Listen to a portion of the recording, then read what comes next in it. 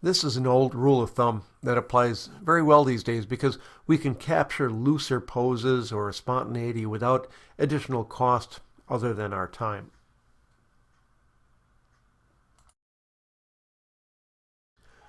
I spotted her thumb sticking out and it looked kind of disjointed, so we had to fix that. We could have flattened the hand, but I just felt it was better to tuck it under her other arm.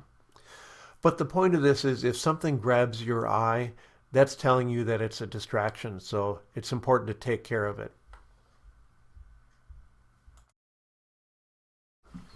I wish I had done this better. In hindsight, what I would like to have done is had her left hand upside down so the palm is up.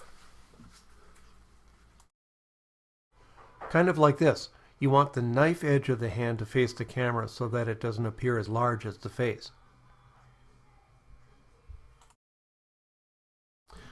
I entered this image and print competition many, many years ago, and I was really thrilled with it.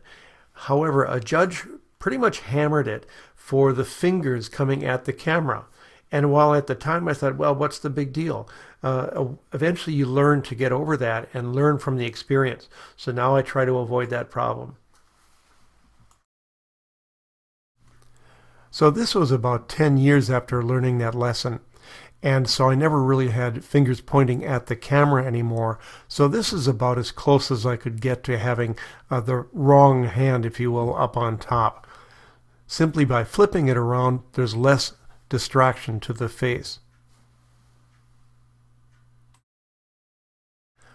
I found this studio portrait from 1994 where I had the fingers pointed at the camera, and that makes them look a little stubby and short.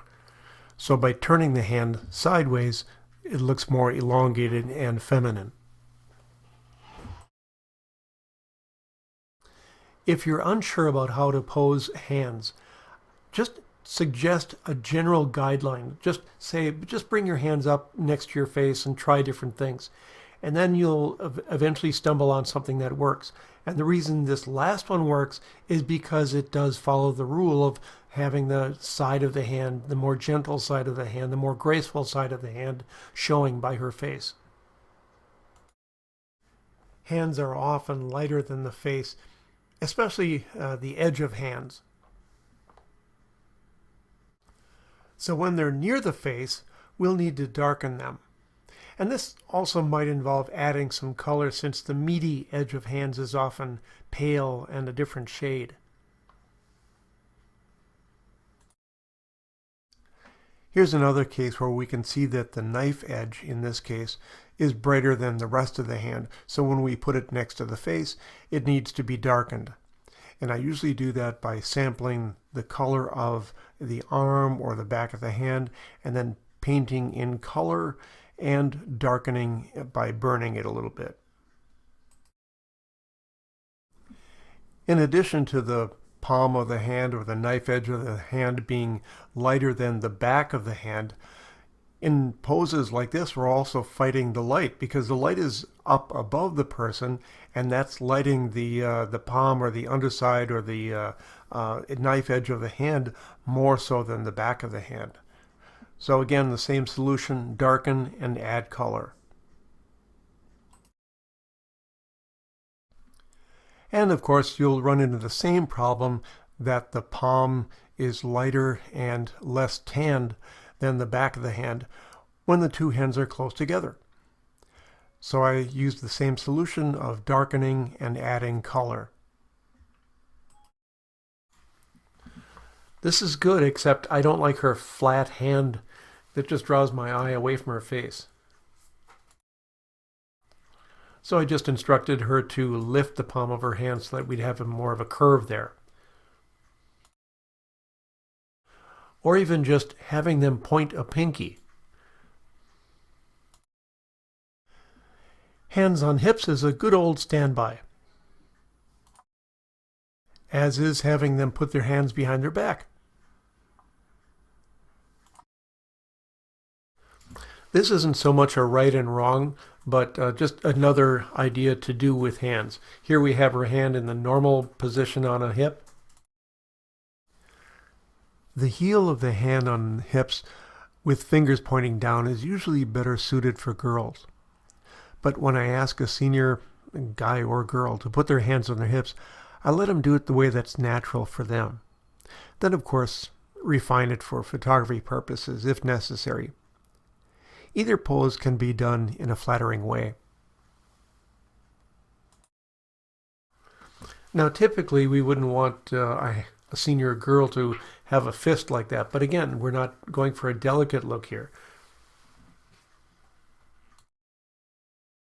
And clearly, the back of the hand here is just fine because we're not really going for a cutesy look. Although I do like the way the fingers are on this volleyball.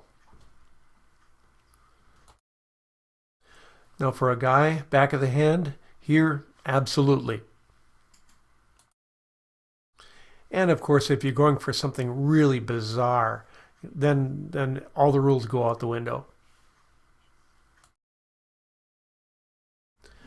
Now I'll talk about how to use hands in clothing. In this image, she's holding the dress with her thumb and second finger and bending the wrists, and that gives a very pretty feminine look. And of course, if the outfit has pockets, you're home free. That's easy.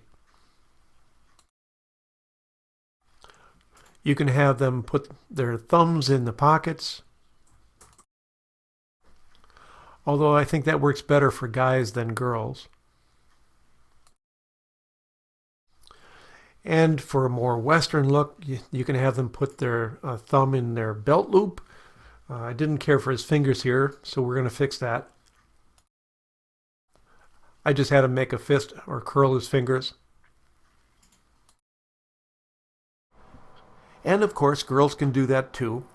I mentioned way earlier that girls can do a lot of things, whereas guys are a little bit more restricted into the types of poses that work well for them.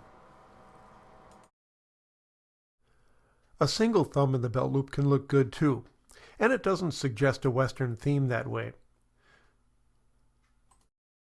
Sometimes I'll tell guys just to stick their hands in their pockets, but what happens then is the whole hand gets hidden, and that's not a good thing. So usually I'll tell them to just bring it out like a ½ inch.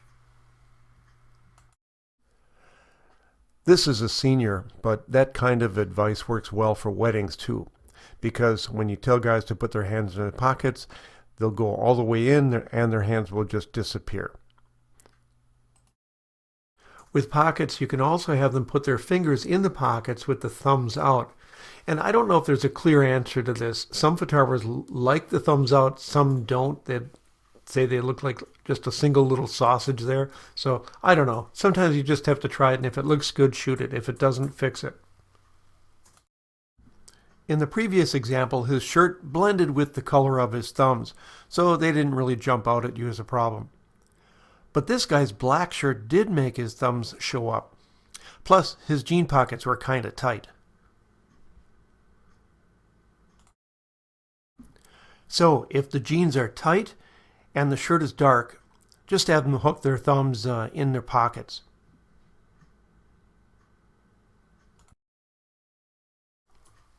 And finally, if they have back pockets, you can use that as well.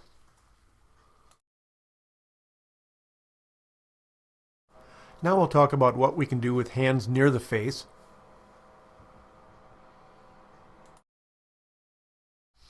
For a girl, again, I like to have the fingers more delicately posed, so we did that for her. But don't let them do this duck pose with their hand. When you see that happening, loosen them up a little bit. That's a little too tight and too posed looking. If you are going to have them bring a hand to the face like that, let the fingers cascade down rather than keeping them straight.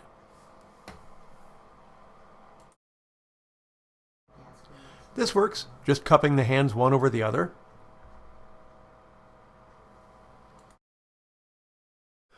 And that's what I did here, turning his face away from his hands though. I like that concept. And more commonly, interlocking the fingers, making a fist. That's typically what most people will do and be comfortable with. Here's another one with the thumbs under his chin, but this time with one hand just cupped over the other. And instead of two hands, we can do that with just one.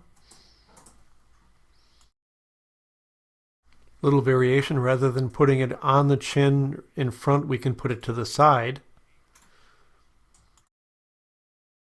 Rather than hooking the thumb behind the chin, we put the thumb and fingers in front of the chin. Or we can have them rest their head on their arm like this. Or getting more stylish, we can have them put their fist or fingers up by their forehead. And sometimes it works cool just to have them rest their head on their arm, on the back of their arm like this. And if one hand up there works, how about two hands? Now at this point you might be thinking, how in the world am I going to remember all this stuff? Well, you really don't have to. Remember what I said about if it looks good, shoot it. If it doesn't, fix it.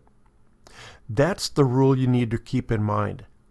So if you tell them to put their hands together near their face, if something sticks out at you as being wrong or uncomfortable, then just remember the tips that I've mentioned here to help improve the pose.